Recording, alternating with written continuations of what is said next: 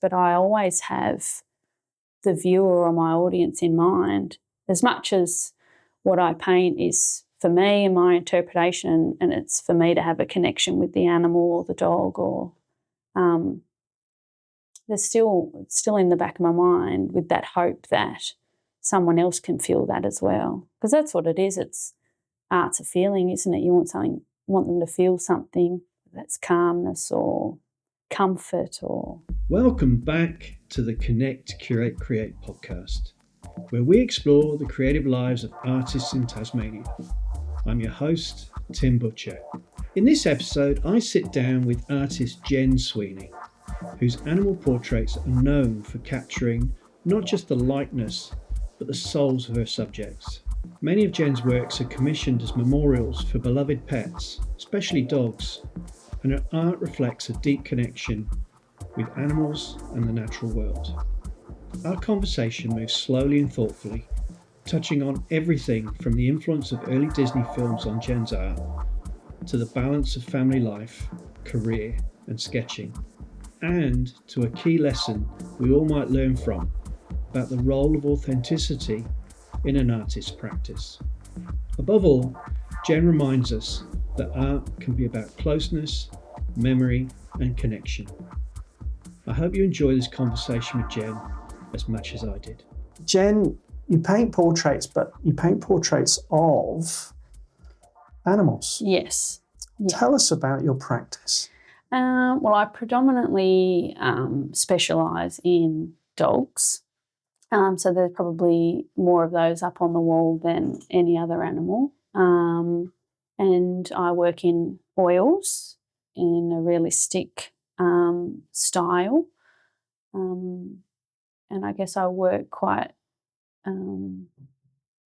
like to be quite close up in the portrait too. So I don't do a lot of full bodies. A lot of them are headshots or close-ups because I like the intimacy and the close connection that you get with a close-up portrait. Yeah.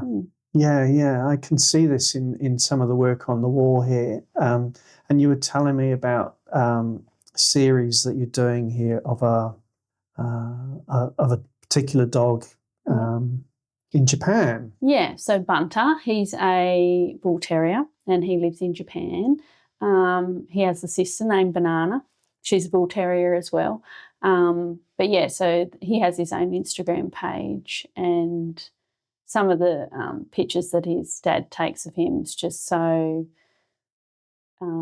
loving and caring. So I reached out to him and asked whether it'd be okay if I used Bunter as the subject for a little mini series I'm doing, and he was very supportive. And whenever I post progress shots or finished work of Bunter, his dad always shares it on his page as well. So that's the win. Yeah. If Dad likes the image of his beloved Bunter, then that's the win for me. Yeah, and I'm looking at Bunter here, and it's that closeness that you've described for us, Jen, and I'm seeing that in other portraits here in the studio. So what is it about? You seem to be getting down to their level as well. And I know that as a dog owner myself, it's it's important to when I go and play with Bjarni on the floor, he lights up. So what is it for you about getting so close to the dogs? I think it's just that connection and getting as close as possible, nose to nose. Who doesn't like giving their pooch a bit of an Eskimo kiss or a little kiss in the ear or a bit of a smooch on the cheek? And I think I just like to be as close as possible. There's just something, and we were talking about it earlier, there's this magic, this electric feeling that comes when you're close to your dog or other people's dogs. They just radiate this warmth and this comfort, and I guess the closer the portrait, the closer hopefully the viewer can feel that as well. Yes. Yeah. No, I get a strong sense. And you were telling me before, so yes, animals. There's not just dogs here on the wall. No. But you're telling me as a kid, and there's, again, more artefacts around the studio, I guess, for inspiration that come from your childhood. Would I be correct? Yeah. So they just little mementos that bring joy and nostalgia. So, yeah, I, as a kid, loved to draw, and my sketchbooks were filled with Disney characters, loved Disney films, the golden era of the 60s, 101 Dalmatians, Fox and the Hound, Aristocats, all the animal Disney films. And then in the late 80s and 90s, when Walt made his comeback with Little Mermaid and Aladdin and Lion King, just loved replicating those in my sketchbook. And so drawing was where it all started. Yes. Okay. So drawing Disney characters, but not Disney princesses. No, I steered clear of the humans. Generally drew all the animal characters, the lions and the hyenas and the Dalmatians, and Yeah, so you've always had this closeness with animals. Yeah. Did you grow up with animals? Yes, always had dogs at home, or cats, or we've had ferrets, and we've had all sorts. And even when my girls were little, we lived on a little acreage, and it'd be easier to list the animals that we didn't have than the ones we did. Always had animals around, always had a connection with animals and animal films and documentaries. And you were talking about Jane Goodall and and David Diane. Attenborough. Yeah, so big inspiration for me is animal conservation, and the people that sort of led the way, Diane Fossey with the mountain gorillas, Jane Goodall, chimpanzees, David Attenborough, Steve Irwin. Like, as outrageous as he was, that fella had a heart of gold. Yeah, so animals have always played a big part in my life, and I guess that's why, I'm vegan. So for the animals, yeah. Yeah, of course. Yeah, that's it. We make art for, you said this before, I'm just using your words, but we so many practices on the podcast alone, and they're all different, and there are all different reasons why we make the art we do. My practice is completely different to yours, and my reasons for making that art are completely different to yours for making this art. But the one thing that we all have in common is it's deeply meaningful. I think what you've just illustrated for us is that you paint animals, and more specifically dogs, or mostly dogs, and you paint them in a style because of your close connection to animals. I guess it's that you can't not do it. It's part of who you are, and you feel like if you don't do it, you're missing a bit. And if you was to take away painting I feel like I would lose that connection to them. Growing up in town and in suburbia, we're sort of in a small town here on the coast. There's wildlife, but not like your African wildlife or your Asian wildlife, but we do have plenty of dogs, so I'm okay. I'm okay. There's always plenty of dogs in Burnie.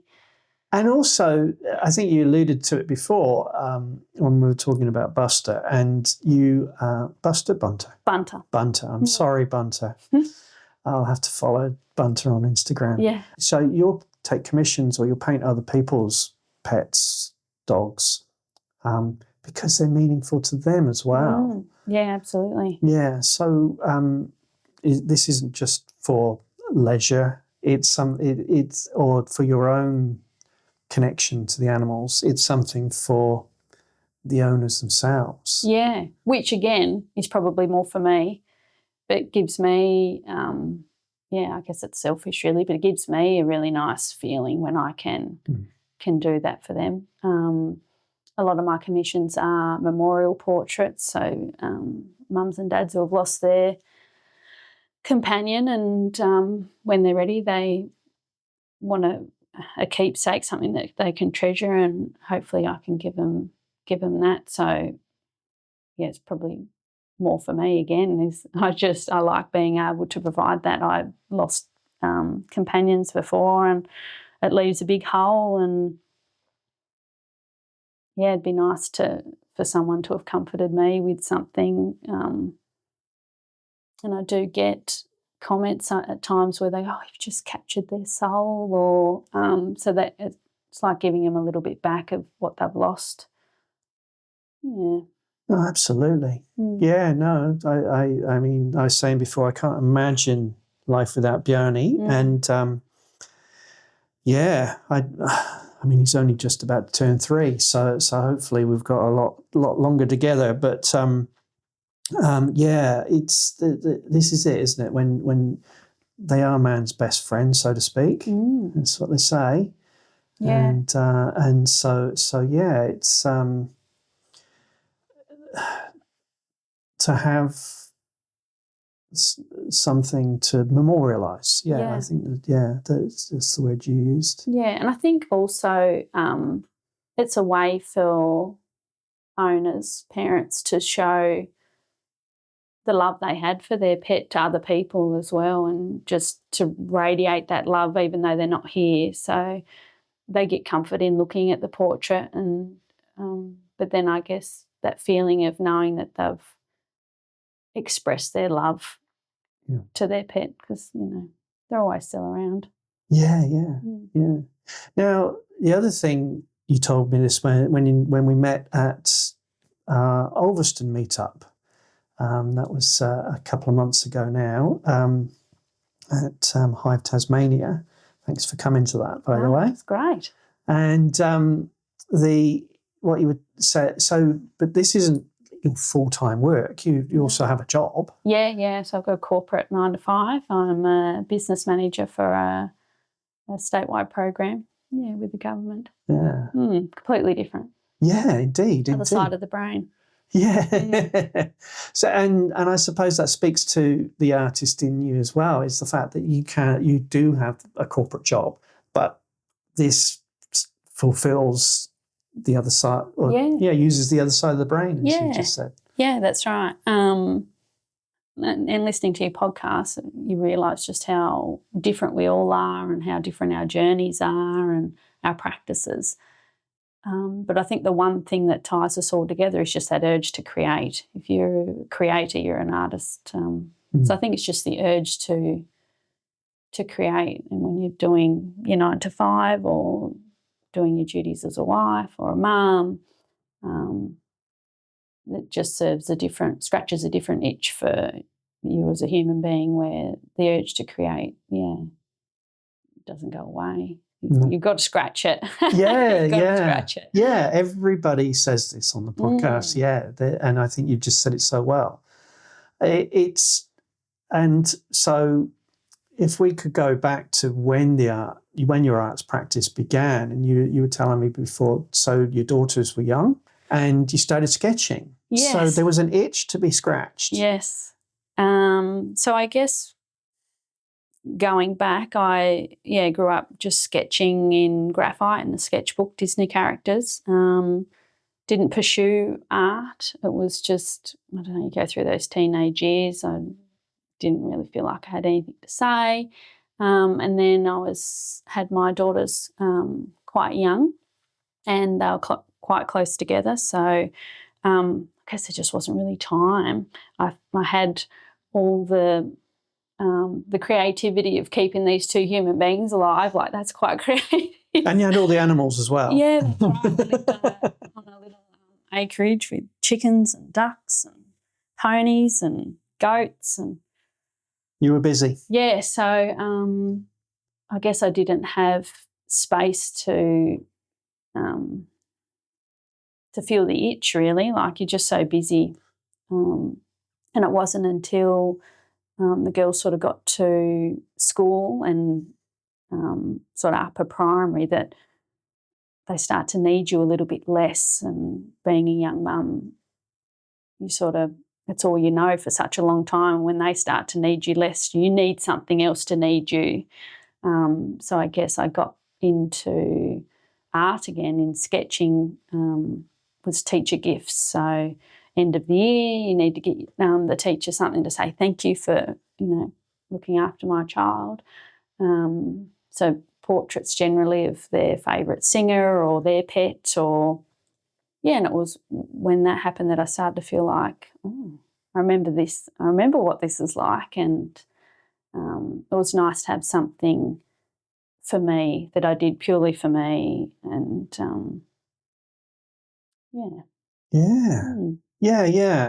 But you said, I mean, you before you said use the word selfish, and then you said purely for you. Yeah, the practice is yours, but there's something quite altruistic about what you've just described. There is that you're giving a gift to the teacher, and at the end of the year, I mean, some people might just buy chocolates or flowers or whatever, right? Yeah. But you're making something really personalised as well. You've found out who their favourite singer is. Yeah. I just think homemade, handmade gifts are always the best, aren't they? And if drawing or painting something you can do, then why wouldn't you do that? Yes. I still do that for gifts. Vouchers, if I know they've got pets, or just so personal. Because in a way, you're sort of giving them a little bit of yourself too. Like, thanks, I really appreciate you. Here's something that's quite vulnerable to me, but I want you to have it anyway. And I've just realised that you there's that connection not just with the pets but with the owners as well. Yeah. So what you've just described there is, this is my interpretation, and correct me if I'm wrong, and I'm looking at Bunter again, and so it's not just you're seeing images of Bunter online and then asking to make paintings, but it connects you with Bunter's owner. Yeah. And you've never met in person, I assume? No.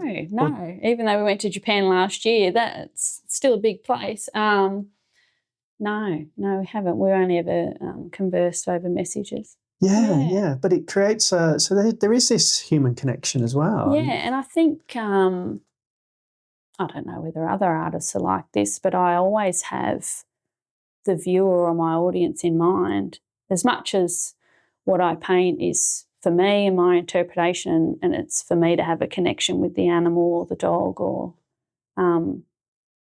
there's still in the back of my mind with that hope that someone else can feel that as well. Because that's what it is.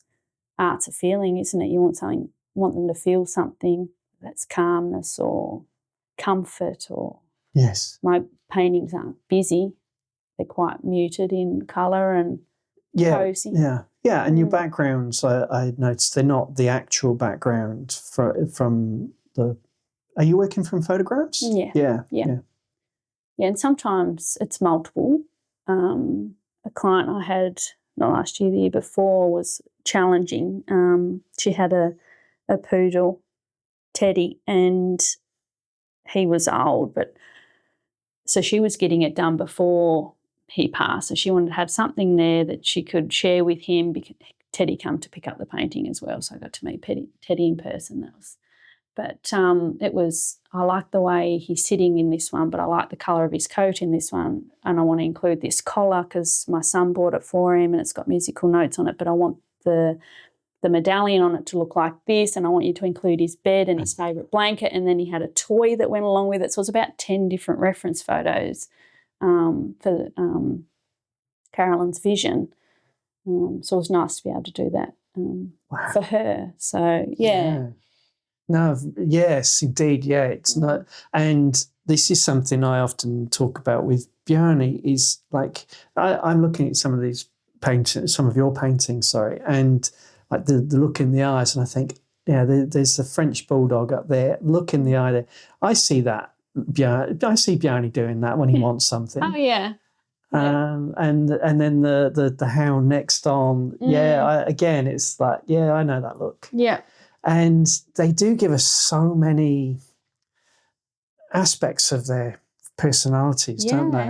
We see so much of them up close and personal. Yeah, and absolutely. so to capture that in a single portrait. Yeah, it's tricky, but that's, as long as I always get super nervous, especially with commissions when the collector comes to collect it from me. That's probably the most nerve-wracking, is whether I've hit the mark and whether they go, oh, it's just like him. Oh, yeah, that's exactly him. Or I don't think it's so much the technical aspect of that's the shape of his ear or that's the right spot and that's in the right place. It's you've captured their soul. That's exactly him. It's their personality. It's all the stuff you can't see that I hope that they get back with a portrait. Yeah, indeed. Yeah. No, indeed. It's like I guess the commissioner wants to see the essence. They're looking for or not. They might not. Or maybe you're showing them something they weren't looking for. Sometimes I guess there's surprise and delight in there. Yeah, I think that's what is so not.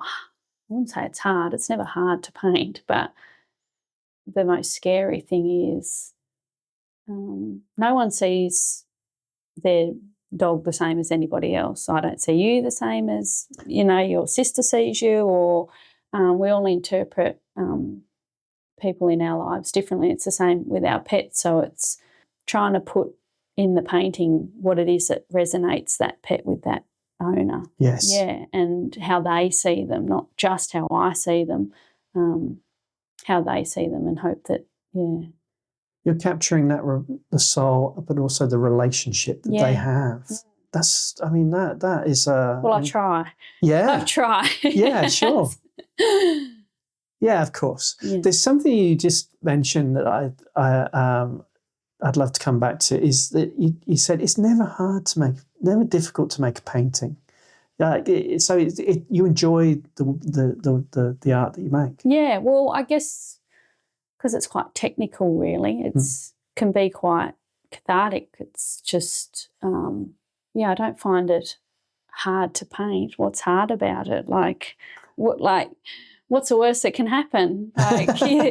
You're in your own space. You've got all your fun materials out, and you get to make on the canvas. Like, what's hard about that? Why is that hard? A lot of people got a lot more harder than that. Yeah. So it's not hard to make a painting. It's what I find's hard is that I've captured what they need in that painting and what the viewer needs in the painting. Yeah. That's really interesting. For me, I don't feel that same freedom with mark making.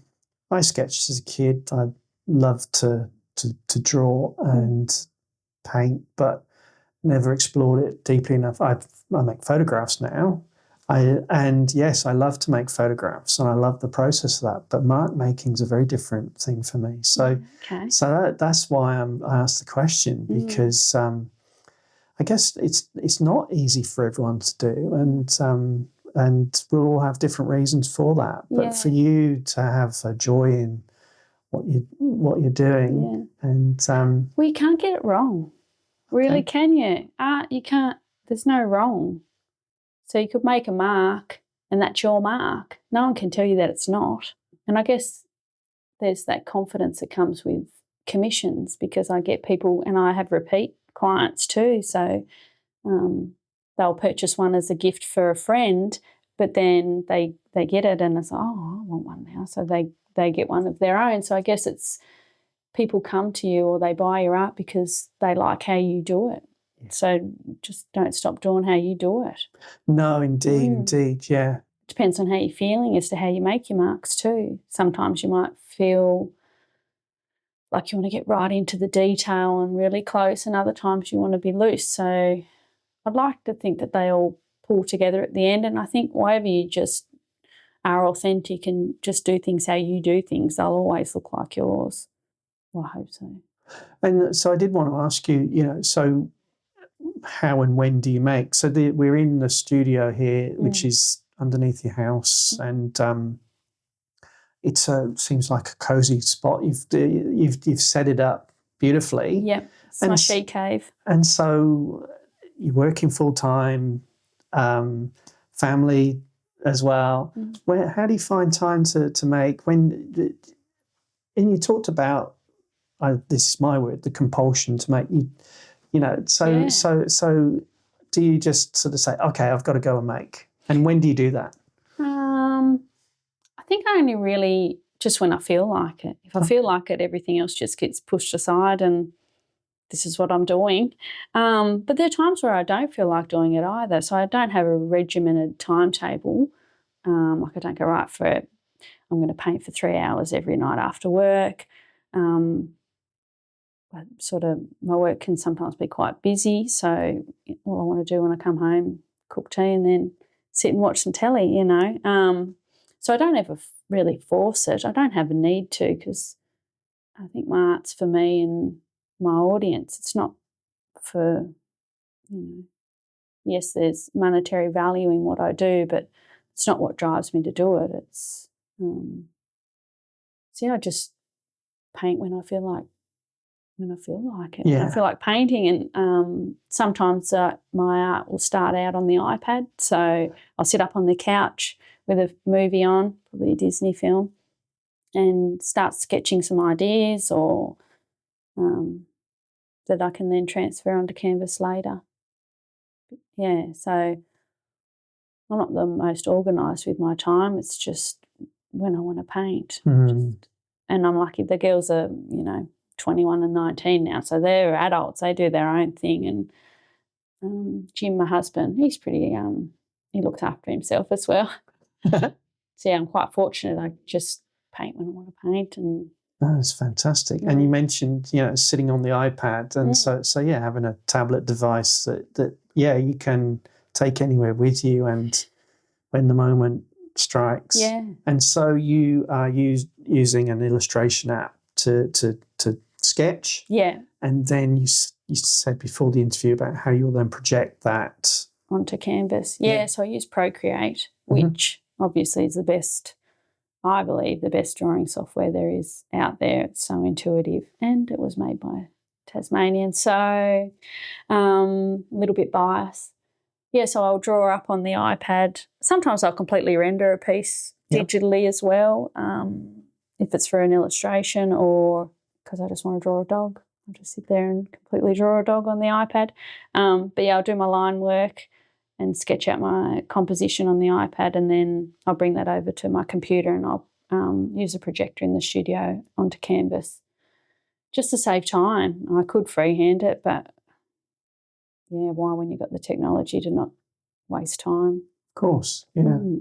And so that leads me to the question of, I was hesitant to ask this, but, where did your practice go next? Because does it really need to go anywhere? Would it be illustration? Would it be more digital work? But you love the paint. I mean, I guess, something tactile. That tactile, the feedback you get from paint and the canvas, and even pencil on paper, real paper. There's something about that feedback that you get, that tactile. I don't know whether I've got plans for the future because I never work linear. I jump back and forth and I change my mind, and I'll try something else out. I'll have a new itch to scratch and I'll scratch that for a little while and I'll be done and move on to the next thing. I just go with the flow, and I think whether you're not forcing it, it's what you're meant to do. Yeah. Yeah. I used the word compulsion before about, compulsion to make, whether that's the right word or not, propulsion, like you just feel the urge to make. To make something. But you don't necessarily need to make. That's what I get from you, Jen, is that it's something you love to do. You do it when you feel like doing it. Yeah. And when you don't feel like doing it, you're not going to do it. No. And that's a wonderful place to be in. I think it's just stubbornness and maybe a little bit of defiance in that, don't like doing anything I don't want to do. So I won't do it. Within reason. But when I say there's times where I don't feel like painting, they don't last long. Yeah, no. No. No, and I think this is what we all, again, we're back to what we all have in common as artists, or anyone who makes anything really. We're driven to do it, and whatever that is, we can't. I don't think there's a secret sauce or a magic to it, or there's any formula. We can't rationalize it or figure out. It's something that wells up in our bodies, and we just have to do it. Yeah, and I think for me, it's about connection. Yeah. So it's looking for that connection to another dog or a bird, or I don't know, just it's the closest I can get without being right next to an animal is painting it. So for me, it's just I'll be inspired by something I see generally in movies or books, or if we go camping, just inspired, just wanting a connection with, I don't know, it could be a lion, it could be a gorilla. You see it and you're just inspired by it. You're like, oh, I just need to paint that because I need to be close to it. I need to paint its eyes and its nose and sort of study what makes it so magic. So one final question then on that is about, so going back to your childhood, and you talked about Diane and David and Jane and these inspirations, and how, I mean, what they have in common is their desire to get up close to to animals. Yeah. And that seems to be what you want to do. Just a safer way. Just a safer way of doing it. Yeah, absolutely. Dream job would be to be able to go to Africa and be up close and then paint them. Like, it'd be magic, not just to be able to paint them from photos, but to be, I guess this is just like a little portal for me to be able to be close to the animals and in a safe way, in my own way. Yes. In a less reckless way. Less Steve Irwin way. Yeah, that's right. That's right.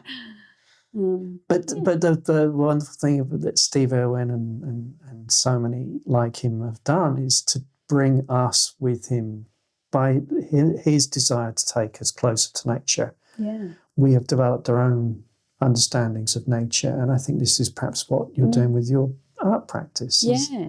You're helping owners to keep in touch or to get better connected. Yeah, that's right. It's just hoping to just share how magic animals are, and how precious our planet is. Yes, indeed, yeah.